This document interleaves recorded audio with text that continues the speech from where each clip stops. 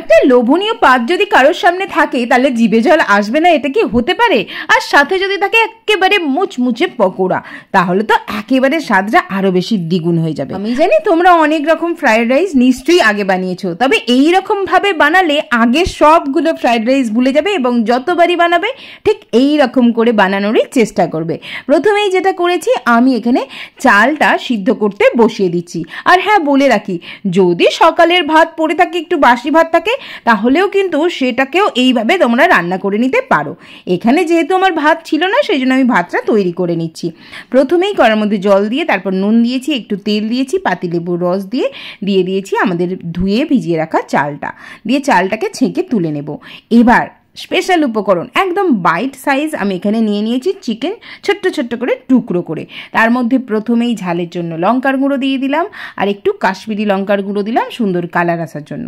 স্বাদ মতো নুন দিলাম, আর ওই 1 চামচের মতো টমেটো কেচাপ দিলাম, একটু সোয়া সস এর মধ্যে অ্যাড করে দিলাম, আর দিলাম রসুন বাটা, আর দিলাম একটু গোলমরিচের গুঁড়ো, দিলাম এখানে কর্নফ্লাওয়ার, চাইলে তোমরা এখানে অ্যারারুট কিংবা ময়দাও অ্যাড করতে পারো। আমি এখানে 2 থেকে 3 চামচ কর্নফ্লাওয়ার দিয়েছি, আর ডিমটা একদম অল্প একটু সাদা অংশটা দেব। অল্প একটু মাংস তো, যদি একটা গোটা ডিম দিয়ে দিই তাহলে কিন্তু ওই যে মাখাটা সেটা বড্ড বেশি হয়ে যাবে, সেই জন্য একটুখানি ডিম দিয়ে আমি বাকিটা একটা বাটির মধ্যে রেখে দিলাম।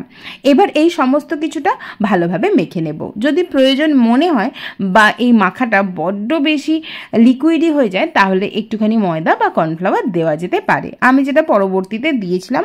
তো দেখো, মাখা তো রেডি হয়ে গেছে। এটা সাইডে থাক, ততক্ষণে কড়ার মধ্যে তেল বসিয়ে দিয়ে এগুলো একটা একটা করে দিয়ে দেব এবং মিডিয়াম থেকে হাই ফ্লেমে এটা ভেজে নেব। প্রথমে মিডিয়ামে দেব, মাংসগুলো একটু সাইড থেকে লাল লাল হতে শুরু করলে তারপর উল্টে দিয়ে এটাকে একদম মুচমুচে করে ভেজে নেব।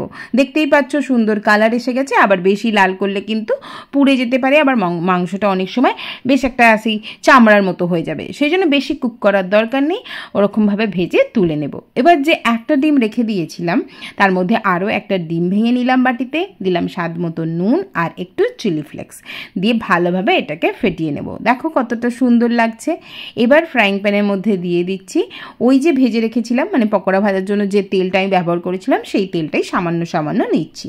সেই তেলটা দিয়ে দিলাম ডিমটা। আর ডিমটাও কিন্তু একদম খড়খড়ে মুচমুচে করে ভাজবো না, হালকা হালকা একটুখানি নেড়ে চেড়ে এটাকে ভেজে তুলে নেব। ডিম কিন্তু ওই একদম খড়খড়ে করে ভাজলে খেতে একদমই ভালো লাগে না, তো সেই জন্য আমি একটু নরম করে ভাজারই চেষ্টা করি। তো ডিম ভাজা হয়ে গেছে, সেই কড়াইতে আবারও তেল দিয়ে সামান্য নুন দিলাম, এর মধ্যে শুধুমাত্র লঙ্কা মাখানো আমি একটু চিংড়ি দিলাম কয়েকটা, দিয়ে সেটাকেও লাল লাল করে ভেজে তুলে নেব।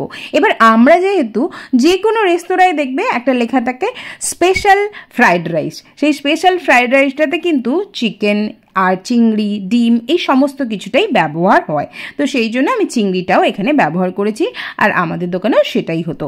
যাকগে, এবার আরও একটু তেল দিয়ে দিলাম এর মধ্যে রসুন বাটা। আমি এখানে কুচি ব্যবহার করিনি, চাইলে কুচিও ব্যবহার করতে পারো, তবে রসুন বাটাটা দিলে ফ্লেভারটা খুব সুন্দর আসে।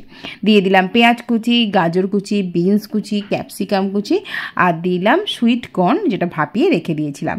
মোট কথা বাড়িতে যেসব সবজিগুলো আছে সেই সব সবজিগুলোই এখানে ইচ্ছা মতো দিতে পারো। আর জানোই তো তোমরা সকলেই যে আমাদের ফ্রাইড রাইসে কীরকম সবজি পড়ে, তো আমি এরকম ডাইস করে ছোট ছোট করে কেটে নিয়েছি, তার মধ্যে সমস্ত নুনটা দিয়ে দিলাম এখনই। মানে আমাদের রাইসটা দেওয়ার পর যতটা নুন লাগবে সেই নুনটা আমি এখনই অ্যাড করে দিলাম। আর সবজিগুলো একটু মুচমুচেই রাখবো, মানে ক্রাঞ্চি যাতে ভাবটা থাকে। ততক্ষণে চলো একটা সস রেডি করে নিই। তো সেই জন্য 2 চামচ টমেটো কেচাপ, 1 চামচ রেড চিলি সস, আর 1 চামচ দিয়ে দিলাম সোয়া সস, 1 চামচ ভিনিগার। এই সমস্ত কিছু মিক্স করে আমি একটা বাটির মধ্যে রেডি করে রেখে দেবো।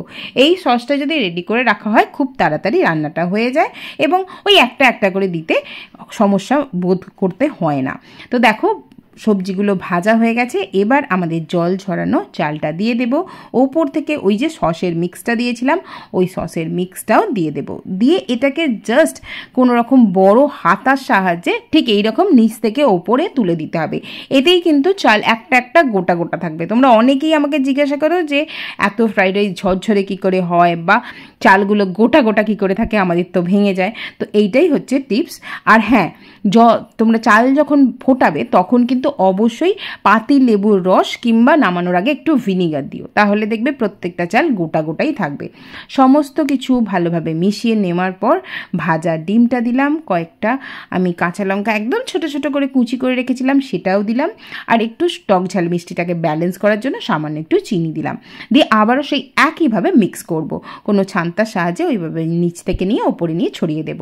দিয়ে তারপর ভেজে রাখা পকোড়া, চিংড়ি সব দিয়ে দিলাম, দিয়ে আর বেশি নাড়বো না, ওই ধরো 30 সেকেন্ডের জন্য একটু নেড়ে নেব, বেশি নাড়লে আবার পকোড়াগুলোর মুচমুচে ভাবটা নষ্ট হয়ে যাবে, তো সেটা একটু খেয়াল রেখো।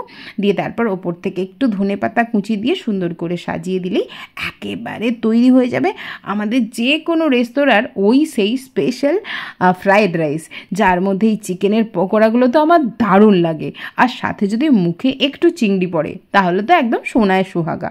আমি বলবো এমনি নর্মাল ফ্রায়েড রাইস না বানিয়ে এটা একদিন বানিয়ে দেখো, সবাই কিন্তু একেবারে ফিদা হয়ে যাবে। রান্নাটা কেমন লাগলো সেটা কিন্তু জানাতে একেবারেই ভুলো না। আজকের মতো এটুকুই, ভালো থেকো, সুস্থ থেকো।